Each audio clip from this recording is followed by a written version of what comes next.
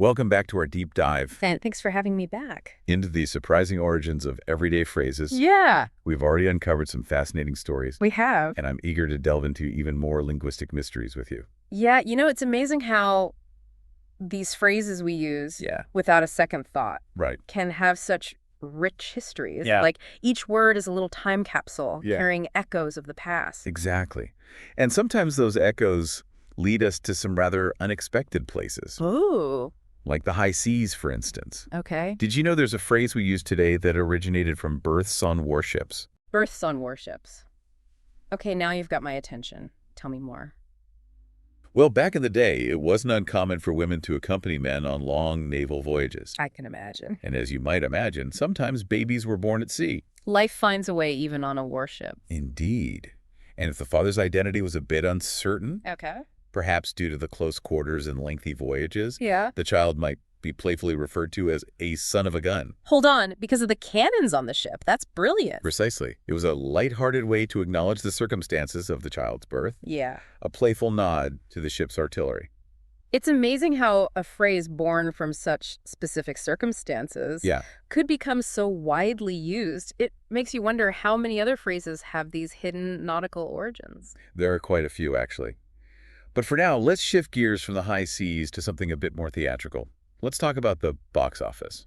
The box office, Yeah. the place where dreams are made, or at least where we buy tickets to see those dreams play out on stage or screen.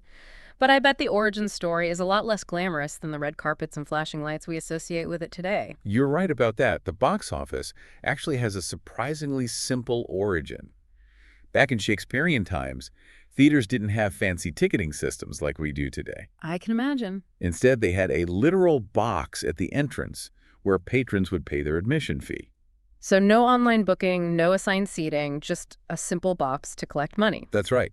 And once that box was full, it would be taken to a secure room, Okay. which also became known as the box office. So the term evolved from a physical box to the place where we buy tickets, to the concept of ticket sales and revenue in general. It's fascinating how language can take these everyday objects and transform them into metaphors for much larger concepts. Speaking of metaphors, let's talk about a phrase that brings to mind a rather combative image. Okay. Have you ever wondered about the origins of cockpit, as in the control center of an airplane? I have. It always struck me as a bit of an odd term for such a technologically advanced space. It is a bit jarring, isn't it? It is. Especially when you consider its true origins. Yeah. The term cockpit actually originated in the 16th century Okay. and referred to the pits where cockfights took place. Wait, are you serious? Those cramped, intense spaces where roosters would fight to the death? Yeah, That's where the term for the pilot's control center comes from. you got it.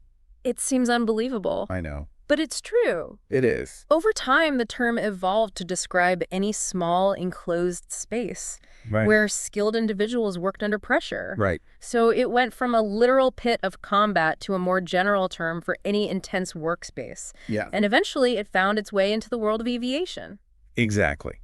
It's a reminder that even the most sophisticated, technologically advanced environments can have roots in surprisingly humble Yeah. or even brutal origins. It definitely gives you a new perspective on those pre-flight announcements. Now, let's talk about a word that has a fascinating double meaning.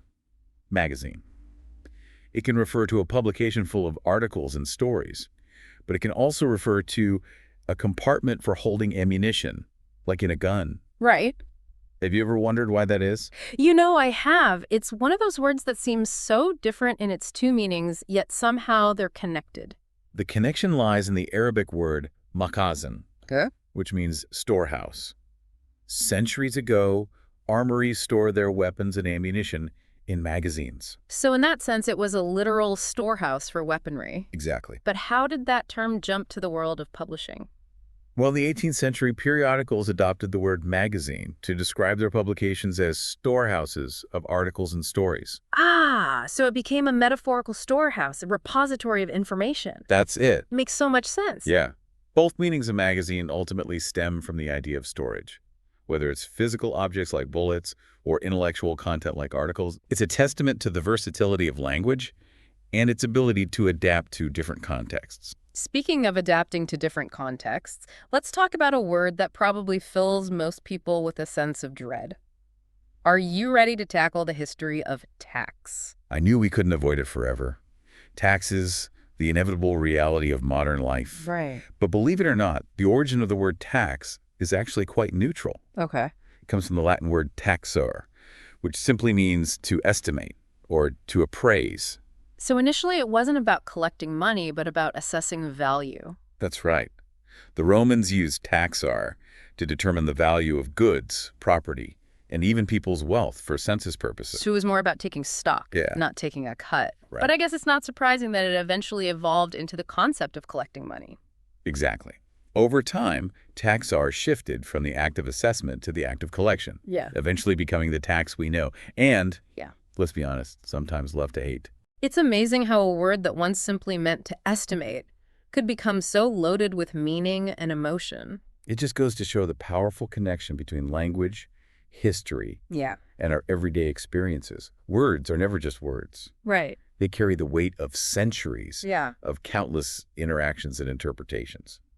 Well, we've covered a lot of ground in this segment, We have from births on warships to the evolution of a taxation. log round. But we're not done yet. Stick around for the final part of our deep dive where we'll uncover even more surprising origins behind the phrases we use every day.